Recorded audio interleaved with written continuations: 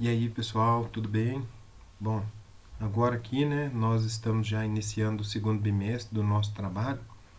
Agora começa aqui a legislação trabalhista. Então, nós vamos ver aqui algumas partes fundamentais do direito do trabalho. Então, nós encerramos o direito tributário e agora a gente inicia o direito do trabalho. Conforme eu havia falado para vocês, o direito do trabalho, lógico que eu tenho materiais impressos, muitos materiais, apostila, livro, mas eles estão bem desatualizados, principalmente pelas duas MPs que foram lançadas e estão agora nessa pandemia, né? Elas estão flexibilizando as leis trabalhistas. Nessa primeira aula, nós ainda não vamos precisar enfrentar isso. Depois eu vou falar com calma com vocês. Essa primeira aula, nós começamos as noções gerais e as noções introdutórias do direito do trabalho.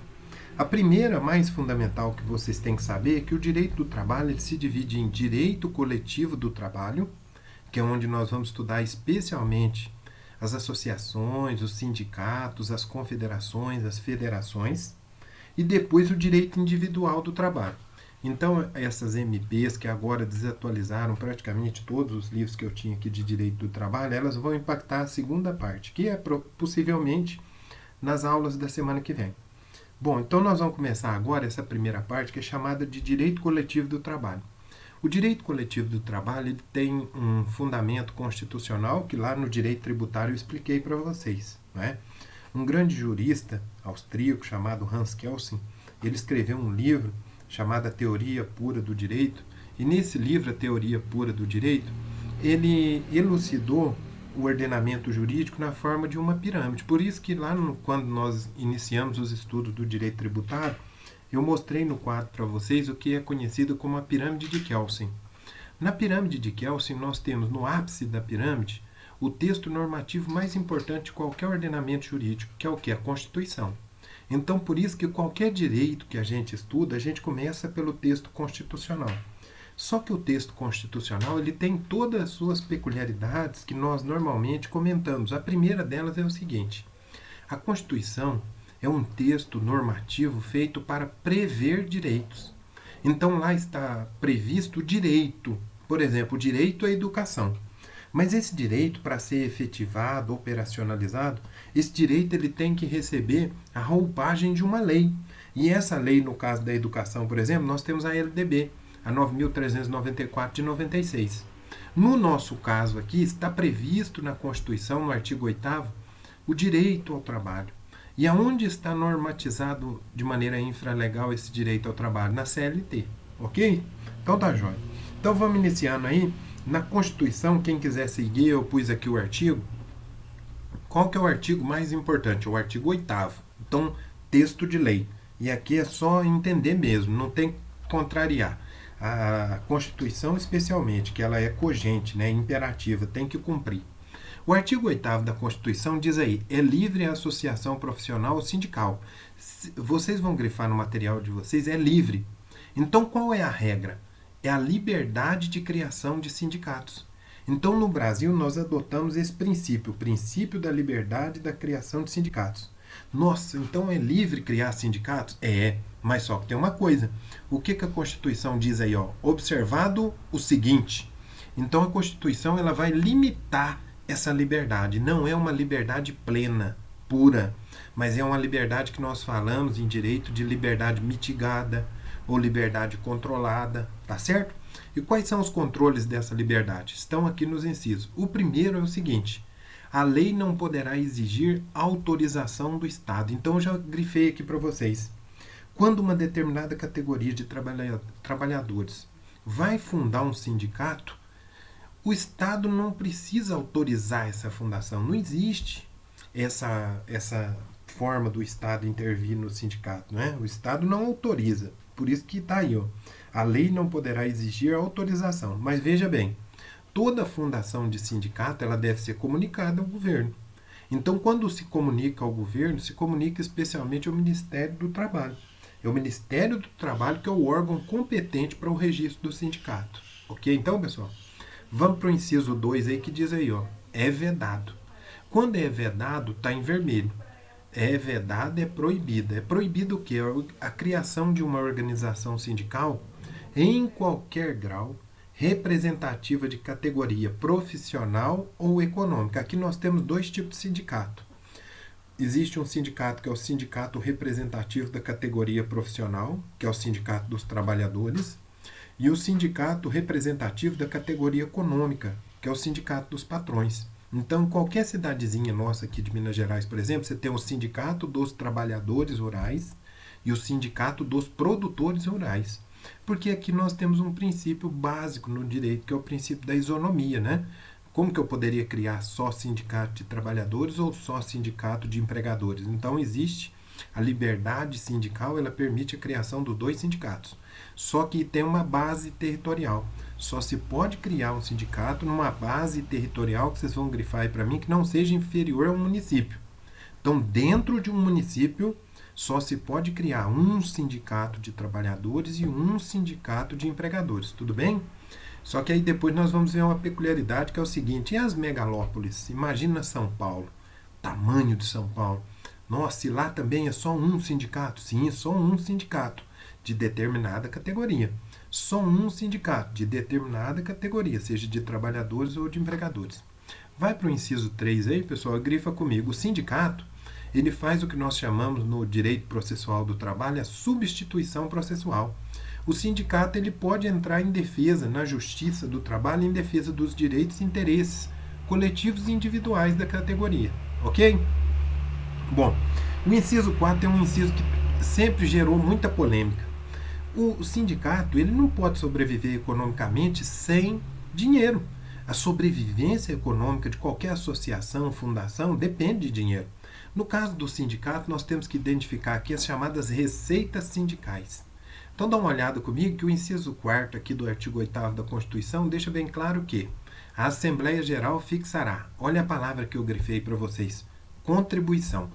Então aqui aparece a primeira contribuição, que em se tratando de categoria profissional será descontada em folha, para custeio do sistema confederativo da representação sindical.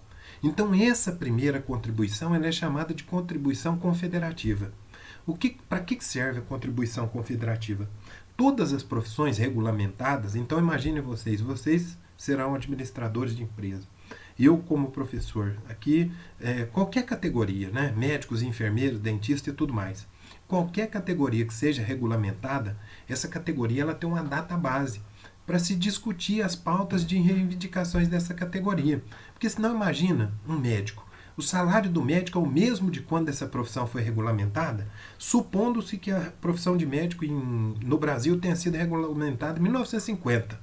Se não existisse aqui essa pauta de negociação, de cobrança da categoria, o médico receberia o mesmo salário de 1950? Não tem como. O enfermeiro, o dentista, o professor, tá certo? Então, aqui nesse inciso 4º, vocês vão identificar comigo que existem duas formas de contribuição. A contribuição confederativa e, na linha de baixo, a contribuição sindical, que durante muito tempo foi conhecido como imposto sindical. Vocês já têm noção de direito tributário agora, sabem que não é imposto. A natureza dela não era de imposto. Primeiro pela palavra contribuição. Olha a diferença. Aqui é português, claro, né? Uma coisa é contribuição, outra coisa é imposto. Tá certo?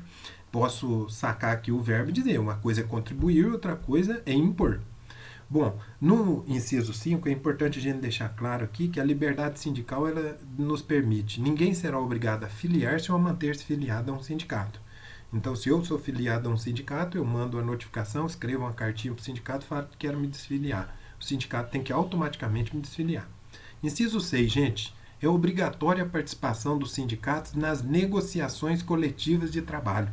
E aqui eu quero que vocês entendam que negociações coletivas de trabalho é gênero. Quais são as espécies? São duas. É a convenção coletiva e o acordo coletivo.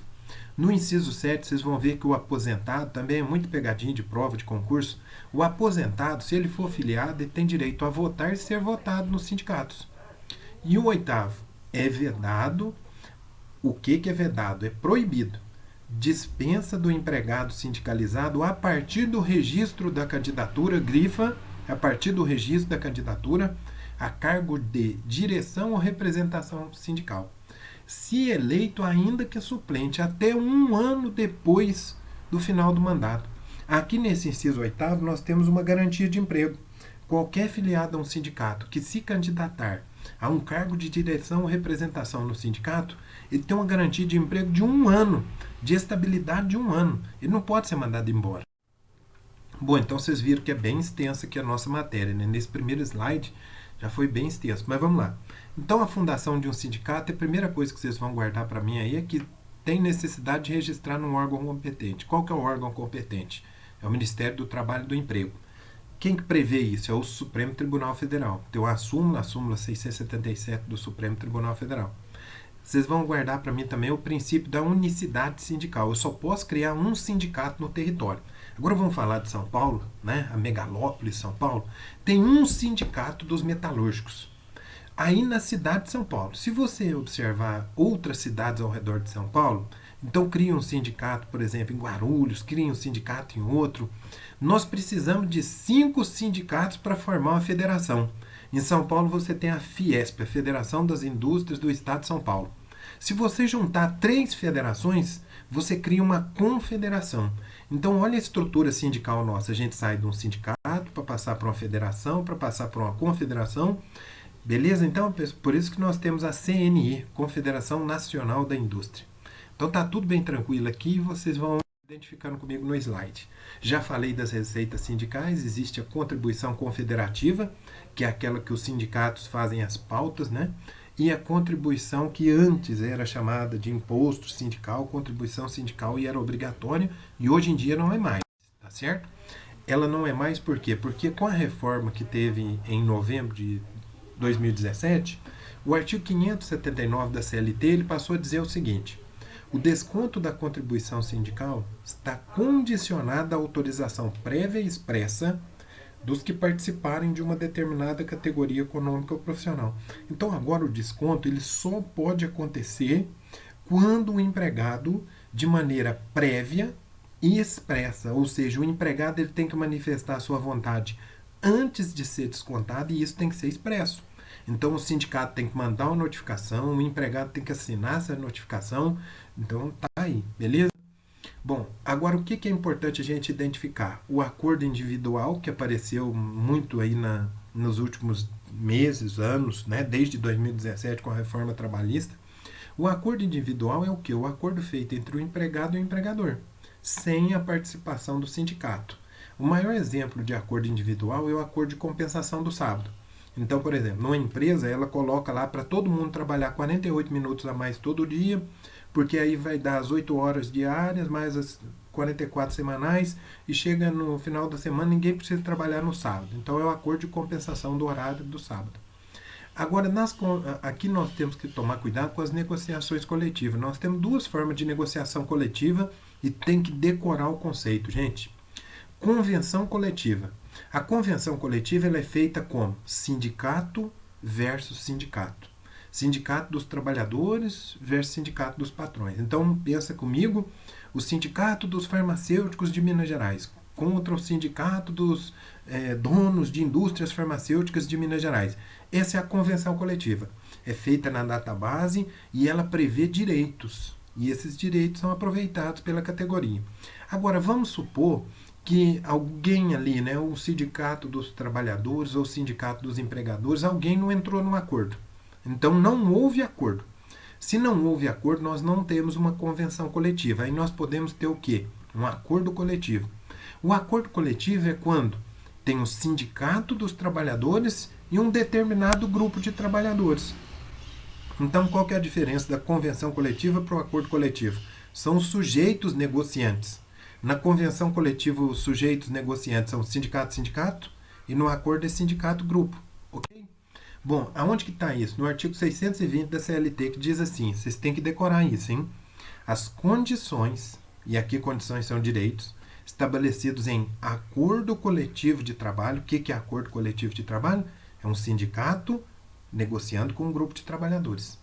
Sempre prevalecerão sobre os estipulados em convenção coletiva de trabalho. E aqui, convenção coletiva de trabalho é sindicato versus sindicato. Quem tem dificuldade de memorização é só fazer a sigla. Qual que é a sigla do acordo coletivo de trabalho? É ACT. Qual que é a sigla da convenção coletiva de trabalho? É CCT. O Quem que vem primeiro, o A ou o C? O A, na memorização alfabética. Então, quem prevalece? A convenção prevalece sobre o acordo ou o acordo prevalece sobre a convenção? O acordo prevalece sobre a convenção. Tudo bem, pessoal? Essa é a primeira parte da nossa aula aqui, iniciando as noções de direito do trabalho.